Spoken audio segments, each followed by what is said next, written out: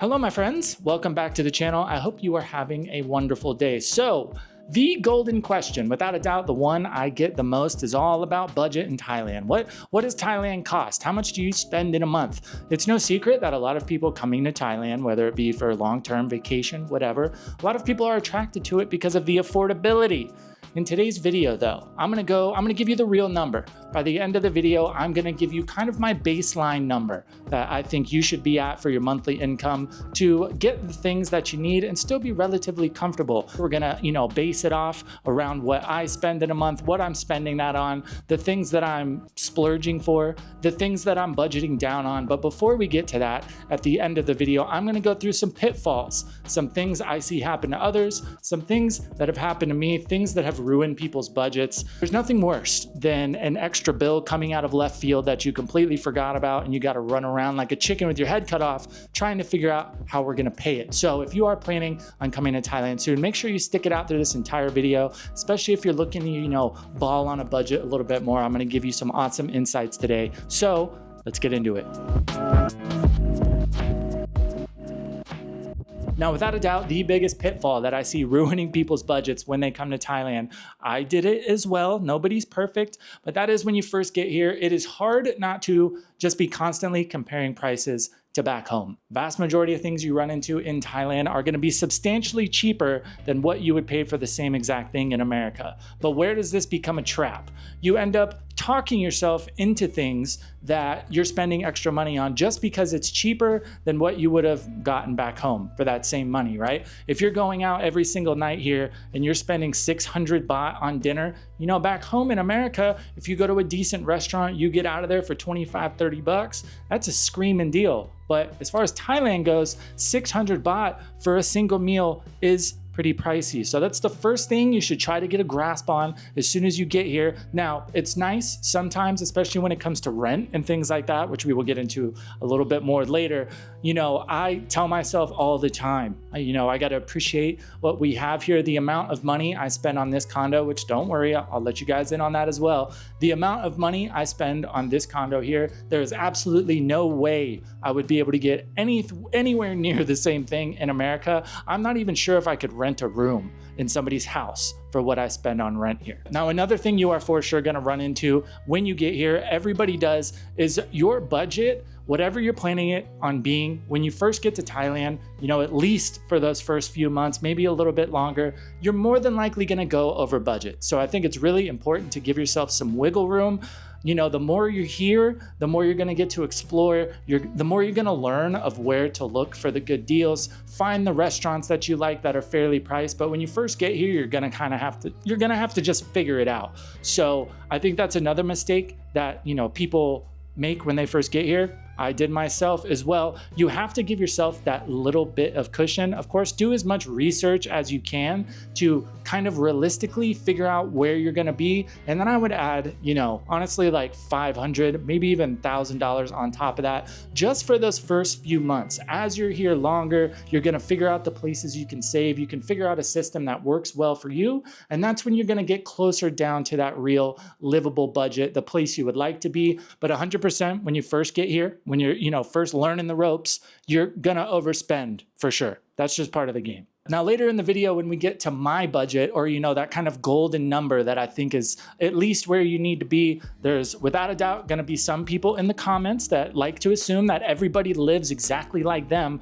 and they're probably gonna say that that's impossible. You can't live here for that amount. There's no way. I spend 7 times that in 1 month. But one thing to keep into perspective is, I think the median income from Thai people in Thailand is about $1,200 a month. Now, of course, that's not business professionals, that's not business owners, stuff like that. But you're talking, normal, middle, working class, maybe people coming into entry-level jobs, $1,200 a month, and they are making it happen. Now, are these people driving around in Mercedes and eating steak dinners every night? Of course not. But if you do see anybody down there that's saying, that's impossible, well, maybe you should tell that to the millions of Thai people that live here that are doing it.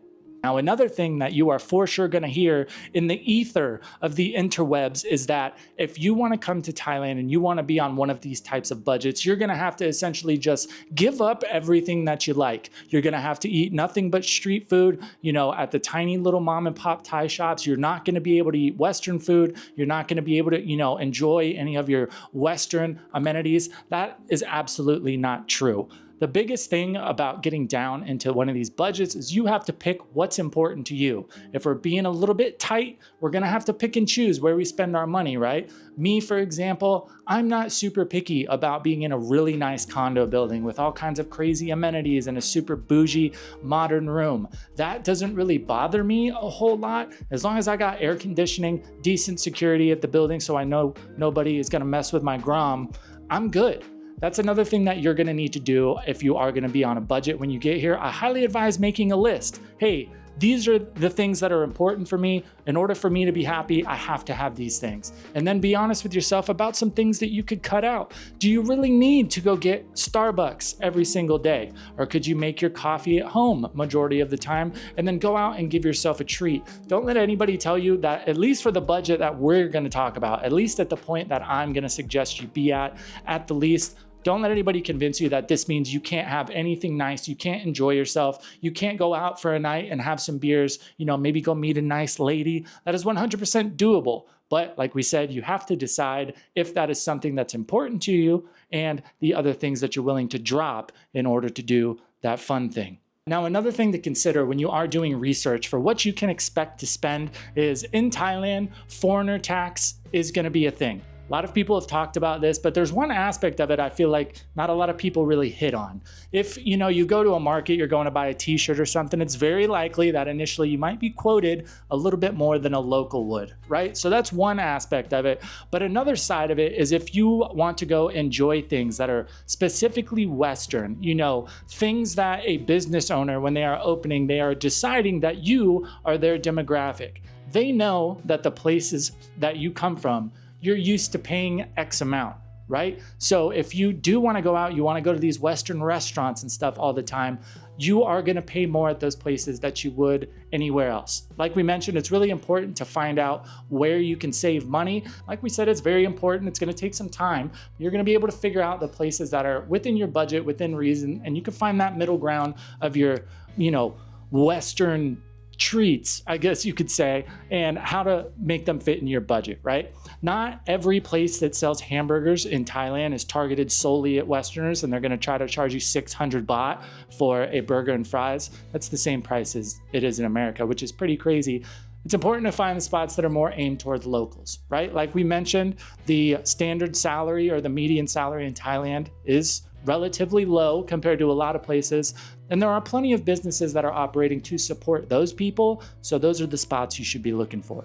Now, another thing you absolutely have to consider when you are sitting down figuring out what you want your budget in Thailand to be is being in Thailand as a foreigner, there are some extra things you're gonna have to continuously keep up on, pay for, that you might not have to do back home. Visas is a big one. I definitely dropped the ball on that when I was planning on what I needed to earn or what I needed to save when I came to Thailand. I completely just ignored visas. And granted, a lot of the time, the kind of the maintenance costs once you do get your initial visa aren't too crazy, but if you're not paying attention to it, it can add up. And that's not really one of those things that you can kind of kick the can down the road until next week. Doesn't really work like that. So that is one thing to consider. It's really important to, kind of dive in, ask ChatGPT, whatever you need to do. The kind of exclusive expenses that you will have in pretty much any foreign country compared to what you will have back home. The thing is too, a lot of stuff in Thailand, as a foreigner, it can be pretty hard to figure out certain things. If, you need to sign some type of contract, or you need to do some type of administrative thing, and you don't know all the hoops you need to jump through, all the forms are in Thai. A lot of the time, it's much easier to just hire somebody to get it taken care of for you. So that is another expense. I feel like that is another one of those reasons why having a little bit of an extra cushion on top of what you would like to spend is a very good idea, because things are going to come up, things are going to change, right? Now, before we get into my baseline number, the number that I think you should be at least this to kind of make it work while you're in Thailand. Now, granted, with this number, I'm not sure if this is a number I would be comfortable with forever.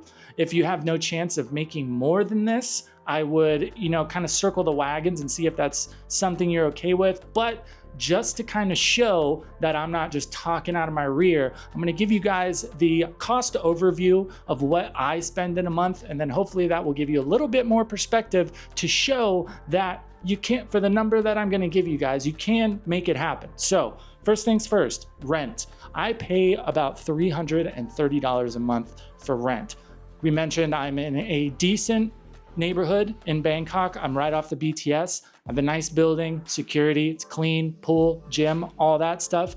Now, granted, in my location in this building, I did find a pretty smoking deal, but that's not to say if you spend another, if you get up to like $350, $400, I think $400 is a great place to be if you're not really picky about which building you're in or which neighborhood.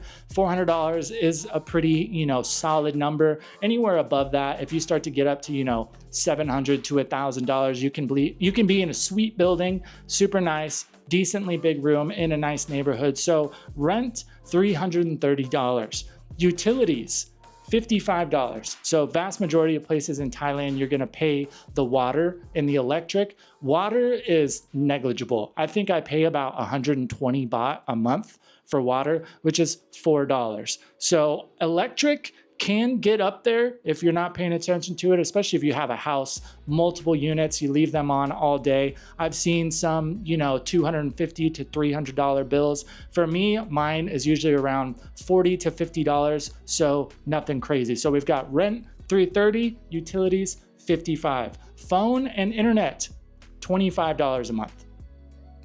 Yes, that's real. Granted, with my phone, I am kind of grandfathered into an older plan and I don't make a lot of phone calls or anything, so I can be very frugal with that. But I also have fiber internet that I pay around, so I pay around, what is that, 15 bucks? Something like that. Yeah, I pay around $15 for internet. Granted, this is another one of those things. If you do have to get internet installed in your place, certain companies will make you pay X amount of months in advance because you are a foreigner. Food. This is one of those ones where it can be all over the place. I know people that spend way more than this. I know people that spend less than this. So I spend around $200 a month. So I have been doing more cooking recently, going to the grocery store. But in all reality, when it comes to specific types of food, you can save a decent amount of money going to the grocery store. But a lot of the time, if you know some good budget restaurants and stuff, it'll be about the same if you go out to eat. I know people that spend way more than this. If you're a person who hates to cook, you hate to clean, you want to go out to nice places frequently, I could easily see this number doubling or tripling. So for reference, I spend around $150 to $200 a month on food. Some months are more, some months are less. So our next one is vices. So things that I like to have solely for the reason that I like to have them. There's no real justification. It's just the things I like to do. So coffee is a big one. There's some other ones. Sometimes I like to go out, grab a beer or two, or, go get a piece of cheesecake, stuff like that. That for me is about $200 a month. So that just goes to show when we talk about this golden number that if you pay attention to it, you can get your budget down pretty low. As far as the golden number goes, now granted, I would kind of switch it up depending on where you are, what part of Thailand that is. My golden number, if you want to live in Bangkok and you want to be here, you want to be able to be comfortable, have a decent place to live, have food to eat, bills are paid, I would say you should be leaning towards about $1,800 a month or more. Now, that's not to say that you couldn't make it happen for less than that. But like we mentioned, if you're at a point where you're making $1,200, $1,500 a month, and that it's capped at that's all you're gonna make. For me personally, I think that would be really discouraging because, when we're budgeting down, working towards something else, it's a little easier to justify it. Hey, I'll go without this month, work really hard, and then I can have it next month. You know what I mean? But if honestly, especially in Bangkok, if you start to get under 1,800, anything less than that, 1,500, 1,400. I think it gets much more difficult to be content with what you're doing, right? We all need to have some fun. We all need to treat ourselves every once in a while. If you're just, sitting in your condo every day and that's all you have the money to do, that doesn't sound very much fun to me. Now, if you're going to other places, I think it could be quite a bit less. I think, certain parts of Thailand, especially if you're cool with getting out of the tourist areas, essentially 100% immersing in your Thai experience, I think you could get down to like 1,200, 1,400. Now, that's not to say that, maybe you're a digital nomad or something like that, a subcontractor. Some months are good, some months are bad. You can make it happen for less than that, for a month or two. If you have a month where you only make $1,000, it's gonna be a frugal month. You're gonna be eating a decent amount of, chicken and rice, and there's not gonna be any Starbucks. You're gonna be making instant coffee at home, but you can survive for that. That's a very important distinction that I wanna make. Surviving and living are of course not the same thing. See a lot of videos out there talking about, oh, you can survive for $1,000 a month in Thailand. And the way that it's structured, I think it could be very easy to misconstrue. Oh, I can make $1,000 a month and I can go to Thailand and do whatever I want. If you see videos like that, that's not true. Okay, I don't care how frugal you are, how good of a deal you got on your condo, $1,000 a month, you are gonna be going without for a lot of things. Now, you get up to that magic number, in my opinion, $1,800 I think would pretty much set you up to be almost anywhere in Thailand and be relatively comfortable. You can have a nice place. Like we said, treat yourself when you want to, have a little bit of extra money to either save for that rainy day fund or to go out and splurge a little bit, go on a bit of a Lazada spree.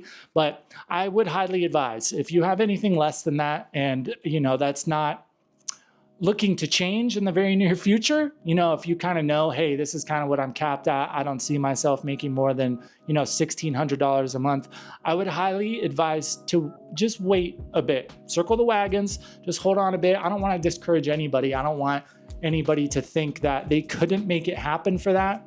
But unless you've got, very serious plans to be working towards more than that, maybe reconsider. There are a lot of places in Thailand where it's going to be easier to get down. It's going to be easier to keep that number way down. But for the most part, if you can get up towards $1,800, $2,000 a month consistently, you can live here and have a pretty solid middle class, but solid nonetheless lifestyle. So on both sides of it, if you see people saying you can live like a king for $1,000 a month in Thailand, that's not true. And if you hear other people saying that you can't have a good life in Thailand for less than $5,000 a month, that's not true either. But there are people, of course, it gets clicks, right? And there's people out there who just like to be super negative, people that think everybody needs to live exactly like them. Do you need $5,000 a month to live a good life in Thailand? No. Do you need more than $1,000? Yes. You sitting right there watching this video, if you have any budget tips, things that really helped you out during your time in Thailand, things that you feel like kind of go under the radar, people aren't really talking about, that helped you save some money or spend it in a way that you enjoyed more, please feel free to drop that down in the comments below. I want to hear from you guys as well. How much are you spending in a month? What do you think that magic number is? Am I way off with 1,800 or did I nail it perfectly? If you did make it this far in the video, thank you so much for hanging out. If you are planning on coming to Thailand soon, hopefully this video helped kind of, point your sails in the right direction. Also, I want to hear from you guys. Let me know what you think about the new hairstyle down in the comments. The grease, one piece too, that wasn't even a plan. It just does that. So I appreciate you guys being here. I will see you in the next video. Have a good one.